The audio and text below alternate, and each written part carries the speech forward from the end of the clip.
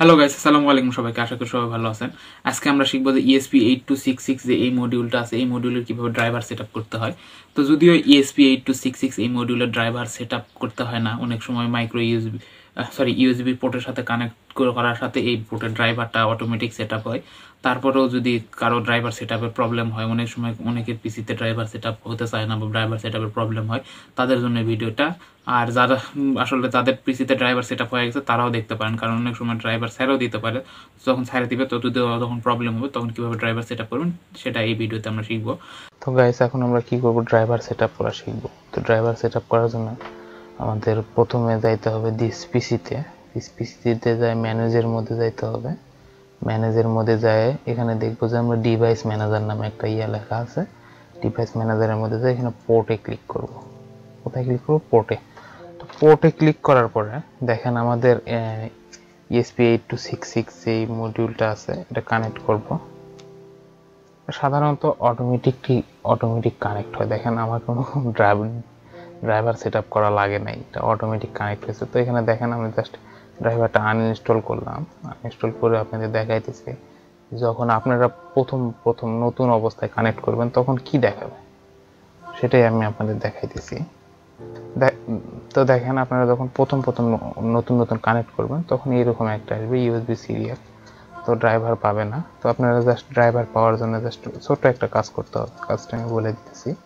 যদিও আপনার ESP32 driver setup করে দিয়ে যদি নেট অন রাখেন অটোমেটিক ড্রাইভার পাবে, যেটা আমি আপনাদের একটু আগে দেখাই দিলাম। তো যদি ড্রাইভার তারপরেও না পায়, আপনারা জাস্ট খালি ব্রাউজারে যাবেন, যে আমার ব্লগ পোস্টে যাবেন। ব্লগ পোস্টে একটা লিঙ্ক দেওয়া আছে, লিঙ্ক অনুযায়ী আপনারা চলে যাবেন এই ওয়েবসাইটে। এই ওয়েবসাইটে যায় এই যে দেখেন download Windows CH340 driver. Just এই সফটওয়্যারটা ডাউনলোড করবেন, ছোট একটা সফটওয়্যারটা ডাউনলোড করে জাস্ট খালি ডাউনলোড ফোল্ডারে চলে যাবেন। ডাউনলোড ফোল্ডারে যাওয়ার পরে দেখেন সফটওয়্যারটা আসছে এক্সট্রাক্ট ফাইল। তো এখানে আমরা এক্সট্রাক্ট করব, করার পরে এখানে ফাইলটা এক্সট্রাক্ট হয়ে গেল। তখন জাস্ট খালি ওপেন করব, ওপেন করে এখানে জাস্ট খালি করে দিয়ে এখানে এই যে ইয়াটা আসবে, এখানে আমরা কি করবো, জাস্ট ড্রাইভারটা ইনস্টল করে দেব। দ্যাটস ইট, আর কোনো কাজ না। জাস্ট ড্রাইভারটা ইনস্টল করার পরে আমরা দেখব ডেস্কটপ থেকে আর্থিং আসছে, আর্থিং এসে আমার টোটাল লাগছে। তো যাই হোক, ড্রাইভার সেটআপ হয়ে গেছে। তো ড্রাইভার সেটআপ আমাদের কমপ্লিট। তো দেখেন এখানে আমাদের ড্রাইভারটা দেখাইতেছে। তো প্রথমে ড্রাইভার সেটআপ করার প্রবলেম সলভ হয়ে গেল। তারপরে আপনারা যেটা করবেন, আরডিনো ওপেন করবেন, আরডিনো যে কোনো একটা ভার্সন। তারপরে আমাদের কি করতে হবে, ESP8266 এর জন্য আপনাদের আসতে হবে হলো যে এখানে আসবেন। এখানে এসে জাস্ট এই যে অ্যাডিশনাল বোর্ড ম্যানেজার ইউআরএল এখানে ক্লিক করবেন। তো অ্যাডিশনাল বোর্ড ম্যানেজার ইউআরএল এখানে ক্লিক করার পরে এরকম দুইটা মানে যে দুইটা লিঙ্ক উঠবে। তো আমি তো আপনাদের ভালো করে বুঝাচ্ছি যে ESP32 এর জন্য আমরা উপরে লিঙ্কে প্রোগ্রাম করে রাখি।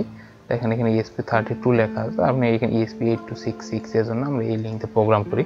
তো এই দুটা লিঙ্কই আপনারা আমার এই ওয়েবসাইটে পাওয়া যাবেন, আর ব্লগার সাইটে পাওয়া যাবেন। আপনারা এই দুইটা লিঙ্কে আপনাদের যেটা দরকার হবে জাস্ট কপি করবেন। এটা দরকার হলে এটা কপি করবেন, বা যেটা দরকার হবে সেটা কপি করে নেবেন। এখান থেকে কপি করে নিয়ে আরডিনো এখানে বসাই দিবেন। তো ওই জিনিস আমাদের কপি পেস্ট হলে আমাদের কি করতে হবে, বোর্ডটা আমাদের এখানে সেটআপ দিয়ে নিতে হবে। তো বোর্ড সেটআপ দেওয়ার জন্য আমরা কোথায় যাব, বোর্ডে যাই উপরের দিকে যাব, বোর্ড ম্যানেজারে যায় এখানে জাস্ট একটু লোডিং নিবে, লোডিং নিয়ে এটা ওকে হয়ে যাবে।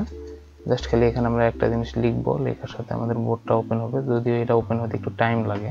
তো এখানে ESP8266 লেখার পরে এরকম একটা চলে আসবে ESP8266, যেটা জাস্ট মানে যে লেটেস্ট যেটা ভার্সন সেটা আপনারা ডাউনলোড করে নেবেন। আমারটা ইনস্টল করা আছে। তো আপনারা জাস্ট খালি ওটা ইনস্টল করে নেবেন। তারপরে বোর্ড আমাদের ইনস্টল করা হয়ে গেল। আমরা কি করব, এখন বোর্ড ম্যানেজারে চলে যাব। বোর্ড ম্যানেজারে যাওয়ার জন্য টুলসে যাব। টুলসে যায় আমরা কি করব, এখানে বোর্ড আমাদের যে বোর্ডে প্রোগ্রামটা আপলোড করব সেই বোর্ডটা আমরা সিলেক্ট করে দিয়ে দিব। তো এখানে ESP3 দেখেন ESP sorry esp8266 generic esp8266 module এটা সিলেক্ট করে দেব আমরা। তারপর ওটা সিলেক্ট করার পর আমরা কি করব, পোর্টটা সিলেক্ট করব। পোর্টটা আমাদের COM5 এ আসছে, তো COM5 এ আসছে কিনা সেটা আমরা কিভাবে চেক করব। চেক করার জন্য এখানে আমাদের আবার ম্যানেজে যাইতে হবে। তো আমরা দেখি এখানে COM5 এ কানেক্ট হয়ে আছে, তো আমরা জাস্ট খালি COM5 এখানে সিলেক্ট করে দিব। আমরা এখানে টুলসে গেলাম, যাই এখানে পোর্ট COM5 এ আমরা সিলেক্ট করে দিব। COM5 এ সিলেক্ট করে দেওয়ার পরে এখানে আমি একটা প্রোগ্রাম করে রাখছি সময় বাঁচানোর জন্য, যে একটা পিন 1 সেকেন্ড হাই হবে 1 সেকেন্ড লো হবে। জাস্ট এই প্রোগ্রামটা আমরা কি করব, এখানে আপলোড করে দিব। তো প্রোগ্রামটা এখানে আপলোডিং হইতেছে, এখানে স্কেচ কম্পাইলিং।